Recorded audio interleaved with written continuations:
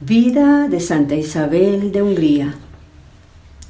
¿Qué llevas en la falda? Isabel es un encanto. Todos acuden a ella y a todos atiende con cariño y amor de verdadera madre. Los que desean alcanzar algo del duque, su esposo, o del rey, su padre, ya saben el camino. Los pobres que desean acabar con su pobreza ya saben a dónde acudir. Los enfermos que no encuentran quien los cuide o visite ya saben que ella está siempre dispuesta a atenderles con sumo cuidado, dejándolo todo por importante que sea para atenderles con gran amor. Bien se le puede llamar a esta gran reina como la reina de la caridad o la madre de los pobres. Pocas veces se da en las vidas de los santos y santas nadie que haya ejercido este gran carisma de entregarse a los demás con toda su alma y toda su vida. Lo hizo esta gran mujer. Pero, como es natural, el demonio no duerme ni descansa y siempre, por muy santo que sea una persona, no todos están de su parte y no todos admiran sus virtudes. Buen ejemplo tenemos en nuestro mismo Salvador, que mejor que él nadie podía haber, y a pesar de ello la envidia de los hombres lo llevaron a la cruz. También Isabel tuvo sus detractores y envidiosos, y cierto día acudieron al duque Luis, su esposo, para decirle que la señora duquesa, la princesa Isabel, su esposa, despilfarraba los bienes del ducado. El duque la quería con toda su alma y no se lo podía creer, pero pronto vio aparecer a la joven y bella Isabel con el delantal en el que envolvía algo. Era en lo más crudo del invierno, cuando no se puede ni soñar con las flores. Y el duque le pregunta: «Duquesa, ¿qué lleváis en el delantal?» «Flores, señor». Lo abrió y en lugar de mendrugos de pan que llevaba para sus pobrecitos, se convirtieron en fragantes flores. Sangre real. Hungría en el pasado tuvo el gozo de ser gobernada por reyes y príncipes muy buenos cristianos. Uno de ellos se llamó Andrés II, que casó a la princesa Gertrudis, hija de Bertoldo IV. Con ella tuvo a nuestra protagonista, la princesa Isabel. Esta princesita era todo un encanto de criatura. Pronto robó el corazón de todos cuantos tenían acceso al palacio real. Pero algo raro se vio en ella que tanto empezó a llamar la atención a cuantos conocían la vida de la corte y la vida de otras niñas de su tierna edad. Era sumamente obediente y jamás llevaba la contra ni hacía repetir las órdenes de los mayores, pero en algo se la veía disgustada. Era cuando le obligaban, como respondía a su alta dignidad, a vestir de sedas y brocados de lujo. Ella había visto en más de una ocasión a muchos niños y niñas pobrecitos y su imagen se le había grabado en su tierno corazón. «Mamá, ¿por qué a nosotros no nos falta nada y tenemos cosas tan ricas y bellas y a otros niños les falta de todo que nos sobra a nosotros?» La madre o nodriza no sabían qué responder. Un día le dijo a la reina madre: «Madre, ¿me concedes un permiso?» «¿Qué quieres, hija mía?» «Permitidme bajar a los sótanos del palacio para llevar algo de comida y de ropa para los pobrecitos que allí están sufriendo faltos de todo esto». «Pero, hija mía, eso ya lo harán los criados. Tú preocúpate de jugar y de disfrutar. No pienses en ellos, pues de lo contrario vas a estar muy triste». «Mamá, mamá, dame ese gusto. Yo estaré triste si tú no me permites hacer cuanto te digo». esposa a los 13 años. Siguiendo la costumbre de la época y por razones muchas veces de política y de intereses humanos, a los hijos de los reyes los comprometían a los 3 o 4 añitos. Así sucedió con nuestra Isabel. Tenía tan solo 4 cuando ya fue prometida en matrimonio a Luis, el hijo del margrave de Turingia, Alemania, Hermann I. Cuando cumplió 13 añitos fue llevada al palacio ducal de su futuro esposo. Luis tenía 7 años más que ella. Los enviados de Germán I llegaron al palacio del rey de Hungría para llevarse a la princesa Isabel. Llevaban algunos presentes para ofrecérselos al rey. Este, que superaba enormemente en riquezas al margrave de Turingia, les dijo a los enviados del duque: «Saludad a vuestro señor y decidle que le envío juntamente con mi hija estos pequeños y pobres presentes». Y empezó a enumerarlos, con que aquí lo hacemos porque era una lista enorme y rica. Al llegar al palacio de Turingia y encontrarse con aquella enorme caravana de riquísimos presentes, todos quedaron admirados de tanta riqueza. Pero había algo mucho más rico que todo eso. Era la belleza, la jovialidad, el pudor, la fina educación de la princesita Isabel, que a sus 13 añitos era todo un encanto de criatura. Parecía como si la divina providencia se hubiera volcado generosamente sobre ella, adornándola con toda clase de bellezas naturales y espirituales. Luis no cabía dentro de sí. Desde el primer momento la amó con toda su alma. Amor que no decreció nunca en su corazón, a pesar de que su madre quiso interponerse en más de una ocasión. La boda principesca fue una maravilla. Las 2 coronas.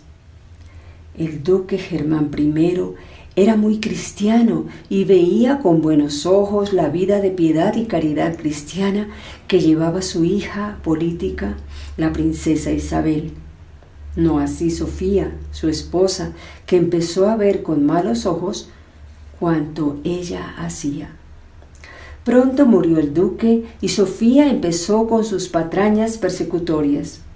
Quizá era por celos y por envidia al ver que todos iban tras la duquesa y que incluso el afecto de su hijo Luis había menguado hacia ella porque solo estaba pendiente de su esposa Isabel. Un día le dice la suegra: «Isabel, ponte las mejores galas y la corona ducal, que vamos a la iglesia». Al llegar allá, vio el crucificado coronado de espinas. Dejó su corona en el banco y le dijo: «¿Cómo, Señor? ¿Tú coronado de espinas y yo coronada de perlas? Esto no sucederá más». Pronto algunas criadas fueron a dar parte a la duquesa madre y ésta le respondió: «¿Qué hace, princesa Isabel? ¿Quiere hacer el ridículo ante el pueblo? Póngase esa corona como le corresponde por ser la esposa de mi hijo Luis». «Señora, usted sabe que siempre la obedezco en cuanto me ordena, pero en esto no puedo hacerlo, porque si mi Dios va coronado de espinas y de dolor, ¿cómo quiere usted que yo me corone de perlas y de oro?». Era lógico que tanto la duquesa Sofía como los demás cortesanos no comprendieran la vida de oración, de caridad y de mortificación que llevaba la princesa Isabel. A ella ya no le interesaba nada más que 3 cosas. Quería tener contento al Señor a quien se había consagrado, a su esposo Luis, a quien amaba más que a sí misma, y a sus pobrecitos enfermos y necesitados, a los que se había entregado en cuerpo y alma. «A mí me lo hicisteis. La princesa Isabel había recibido una profunda formación cristiana en su palacio de Hungría, educación que había continuado en el de Turingia y, sobre todo, lo que más valía, había recibido del cielo un natural maravilloso que parecía solo había nacido para ayudar a los demás y para entregarse al servicio y caridad. Ella sabía muy bien. En el capítulo 25 de San Mateo cuenta el juicio final y lo que Jesús dirá a cuantos ejercieron la caridad. Venid, benditos de mi Padre, porque tuve hambre, sed, estaba desnudo en la cárcel y me ayudasteis. ¿Cuándo, Señor, te lo hicimos?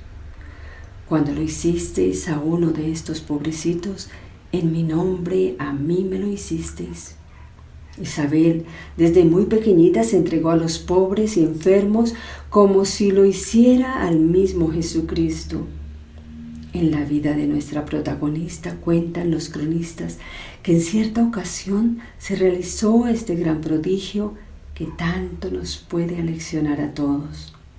En cierta ocasión marchó el duque Luis a una larga excursión y, mientras Isabel se dedicaba a sus apostolados con toda clase de necesitados. Cuando ya no había más locales ni camas en palacio para tanto pobre, no dudó en colocar a un pobrecito en su mismo lecho nupcial. Llegó de improviso el duque y corrió su madre Sofía a darle la noticia de que tenía escondido a un hombre allí. El duque entró violento a la alcoba y al destapar las mantas y las sábanas encontró que aquel pobrecito era el mismo Jesucristo. Desde aquel día, Luis, su esposo, ya no hizo caso de las habladurías ni celos de su madre. Los graneros quedarán vacíos.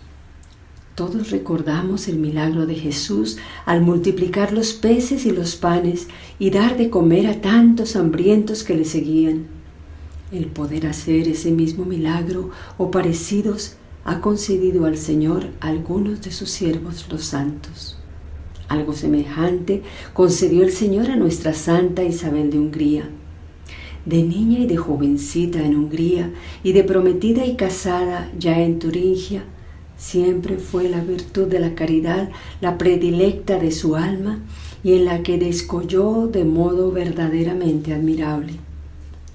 Pero como también hay un pecado o vicio que se llama envidia, pues era natural que no todos los cortesanos, ni siquiera todos los familiares del duque vieran con buenos ojos la demasiada prodigalidad de Isabel. Pronto llegaron los acusadores.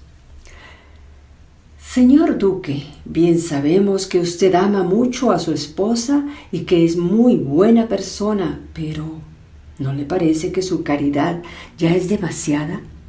Van a quedar vacías las reservas del ducado. No os preocupéis, la señora duquesa no toca ni un solo céntimo ni un pequeñísimo objeto que sea propiedad de los demás o del ducado. Cuanto ella entrega a los pobres, puede hacerlo libremente porque pertenece a su legítima propiedad. Otro día era la misma duquesa Madre Sofía la que acudía a su hijo Luis con alguna de sus quejas. Hijo mío, te fías demasiado de ella. Esto, desde que murió tu padre, marcha mal. Ella hace y deshace y a este paso va a ir a pique el ducado que heredaste. Señora madre, no se preocupe. Mire, las rentas han aumentado. Todo nos va mejor que antes. Tenemos mayor autoridad. Todo se lo debemos a este ángel de criatura que es mi idolatrada esposa. La madre no podía con la bondad y el gran amor de su hijo. Un matrimonio ideal. ¿Cuántos matrimonios de hoy debieran de tratar de mirarse en estos dos ejemplares esposos? Hoy que tantos se divorcian o no se aman. Luis e Isabel fueron dos enamoradísimos esposos que el Señor los bendijo con 3 hijos, a pesar de que quedó viuda la duquesa a los 20 años. Parecía que uno había nacido para el otro. No podían vivir separados. Siempre que podía, Isabel acompañaba a todos los lados a su esposo, a las cacerías, a los juegos, a las excursiones, a todas partes. Si alguna vez, porque el viaje era demasiado largo y pesado, ella debía quedarse en el palacio, era como si se cayese la casa sobre ella.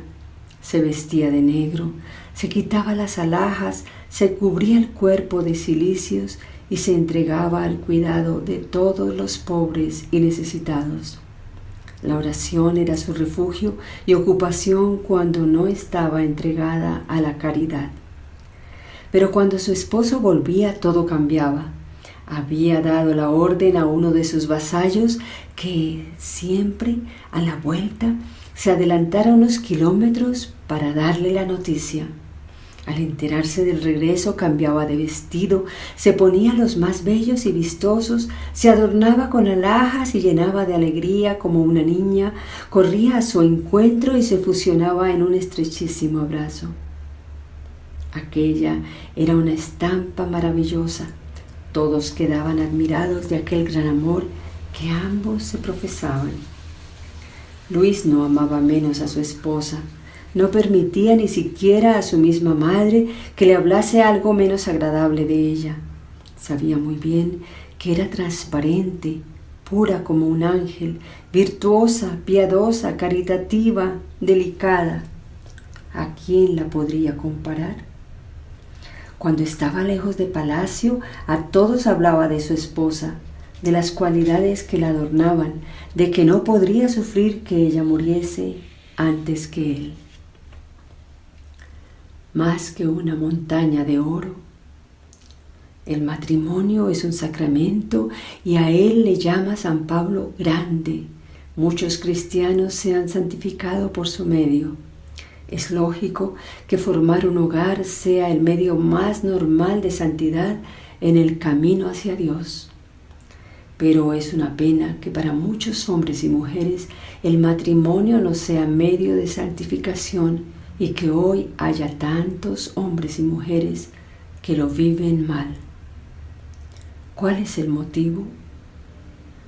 Que no se aman, que no les une el amor de Jesucristo.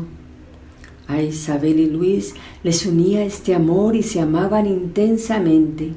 Difícilmente se encontrarán dos esposos que se hayan querido más y que estuvieran más pendientes el uno del otro que Isabel de Luis y Luis de Isabel. En cierta ocasión, cuando estaban de casa, uno de los caballeros que acompañaban al duque, Isabel se había quedado en palacio y que era uno de los más fieles servidores de la duquesa, pues se lo había traído desde Hungría, se atrevió a preguntarle al duque: «Señor duque, perdone mi atrevimiento, pero ¿verdaderamente usted está tan profundamente enamorado de la princesa, mi señora, como lo aparenta?» «Mira, caballero, ¿veis esa montaña?», dijo señalando una muy gigantesca que tenía enfrente. «Pues aunque fuere oro fino, desde el pie hasta la cima, no la cambiaría por mi esposa. No hay dinero en el mundo con el que se le pueda cambiar. Lo que más me atrae de ella es su virtud, su piedad, su bondad, su alma llena de caridad para con los necesitados». Muchos príncipes y nobles caballeros, lo mismo que gente muy sencilla, se miraban en este matrimonio modelo de amor y de fidelidad. También hoy siguen siendo modelo para los matrimonios de todas las edades y lugares del mundo. «Madre, madre». La vida de Isabel era muy parecida a la de una religiosa de nuestros días. Vida de oración y de servicio a los demás era la ocupación que le llenaba casi las 24 horas, ya que para comer y para descansar apenas se encontraba tiempo. Pero esto no le hacía olvidarse de su esposo, al que atendía y cuidaba cuanto le era posible. Ella era tan caritativa que a veces se celebraba una fiesta de sociedad y no podía asistir a ella porque había regalado o su vestido de fiesta o su anillo o su corona a los pobres.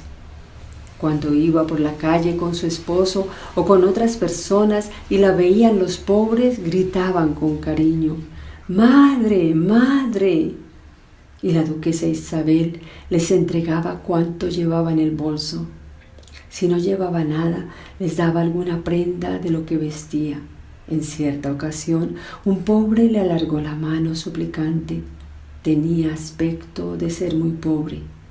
Ella le entregó su mismo guante en el que llevaba una hermosa amatista que después un gentilhombre a que le fue a parar la llevaba siempre consigo porque decía: esta alhaja de la santa duquesa me trae buena suerte y desde que llevo conmigo todo me ha ido de maravilla y no he tenido ninguna desgracia. Cierto día estaban los dos esposos charlando en la intimidad cuando Isabel le dijo a su esposo Luis: amado hermano, quisiera revelarte un sueño que he tenido. Quizá te parezca un poco tonto. Di, querida hermana. Nada tuyo me es indiferente para mí. Me gustaría que solamente tuviéramos un pequeño campo con un ganado de ovejas. Tú y yo los cuidaríamos, nos entregaríamos a la oración y seríamos muy felices. Carga con la cruz. Lo ha dicho Jesús: quien quiera ser discípulo mío, que cargue con su cruz y me siga. Todos los santos han caminado por este sendero de la cruz de Jesucristo. Isabel también. El duque Luis tuvo que oír la voz de Federico II que convocaba a todos los príncipes cristianos para la cruzada por el nombre de Cristo. Isabel no podía sufrir la separación de su esposo, a quien amaba más que a sí misma, pero hubo de ceder ante aquella llamada para tan sagrado fin. Pasado algún tiempo, un día se le acercó la duquesa madre Sofía y le dijo: ten ánimo, hija mía, vengo a anunciarte una desgracia. Y lo decía sin inmutarse. Por ello Isabel creyó que habría quedado herido o estaría prisionero, y por ello se apresuró a decir: si mi hermano está cautivo, con la ayuda de Dios y la de nuestros buenos amigos, le rescataremos. Oh, mi querida duquesa, no, tu marido te envía este anillo porque está muerto. Oh, Señor, todo el mundo ha muerto ya para mí, y con el mundo todo lo que hay en él, pues ha muerto el mayor amor de mi vida. Y lloró amargamente. Cambiaron las cosas para ella y sus 3 hijos, pues su cuñado Germán quiso apoderarse del ducado y de cuanto ella tenía, y de hecho, ayudado por su madre, así lo hizo. Empezó el calvario para Isabel, marchó a otras ciudades y todos le daban la espalda. Iba así recorriendo las diversas estaciones, igual que antes lo hiciera el Maestro Jesús. La loca. La vida que llevaba y por otra parte había llevado siempre Isabel era una continua acusación contra aquellos despilfarros y aquella vida licenciosa de la corte. Mientras vivió el duque Luis en palacio había vida de familia, de austeridad y vida cristiana. Él era el amparo de Isabel y ella podía libremente entregarse a sus apostolados entre los pobres. Con su gloriosa muerte y ella viuda a los 20 años, con sus 3 hijos pequeños a su custodia, poco podía hacer. Tanto la madre como los otros hermanos del difunto duque declararon guerra contra Isabel. Ella no podía sufrir aquel género de vida licenciosa que se limitaban a banquetes, bailes y fiestas mundanas. Isabel hacía por no participar en ninguna de ellas y cuando alguien buscaba o preguntaba por ella, era fácil oír: «Esa está loca». «Ah, ¿usted pregunta por la loca?». Viendo que aquello no tenía arreglo, se retiró a la ciudad de Marburgo y allí, a las afueras de las mismas, se hizo construir una especie de cueva, y desde aquel humilde lugar salía a recorrer las calles y las plazas de la ciudad, curando enfermos, consolando a los abandonados y entregándoles cuanto tenía o le daban para ella. El mismo Papa Gregorio IV tomó parte en el asunto e intentó defender sus derechos sobre el ducado.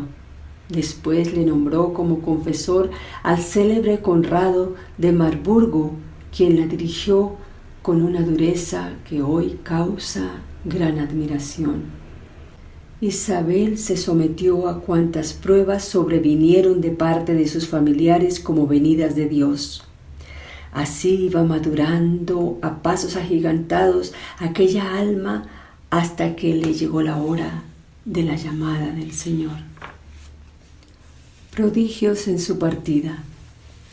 Bien había servido al Señor la niña, la joven, la novia, la esposa, la madre y la viuda Isabel. Para todos estos estados puede ser un buen modelo. Se entregó a los apestados, a todos los pobres. Vistió hábito de la Orden Tercera de San Francisco de Asís, que aquellos días estaban haciendo en la iglesia. Dejó bien instalados a sus 3 hijos y para ella ya no había nada que añadir en este mundo. Su misión ya había concluido. No podía vivir separada por más tiempo de aquel a quien amó tanto durante los años de felicísimo matrimonio. No quiso volver al lado de su padre, el rey de Hungría, que trató en varias ocasiones de llevársela con él. Sabía que la llamada definitiva del Señor estaba cerca. Tenía 24 años de edad y los había consumido con generosa entrega. En los momentos de su muerte, todos los asistentes notaron la presencia de ángeles y de la misma Virgen María que dialogaban con ella. Tuvo también lucha titánica contra los demonios que intentaban el último ataque a aquella alma contra la cual nada habían podido conseguir durante su vida. En un momento de emoción, con voz fuerte y con el rostro radiante, dijo: «Miradla, miradla, es la Virgen María, mi madre, ella viene por mí. Y con ella Jesús, mi esposo, viene a buscar a su esposa. Silencio, callad, callad». Y expiró plácidamente. Su entierro fue una apoteosis. El Papa la canonizó 4 años después, cuando aún vivía su mismo padre, el rey Andrés II de Hungría.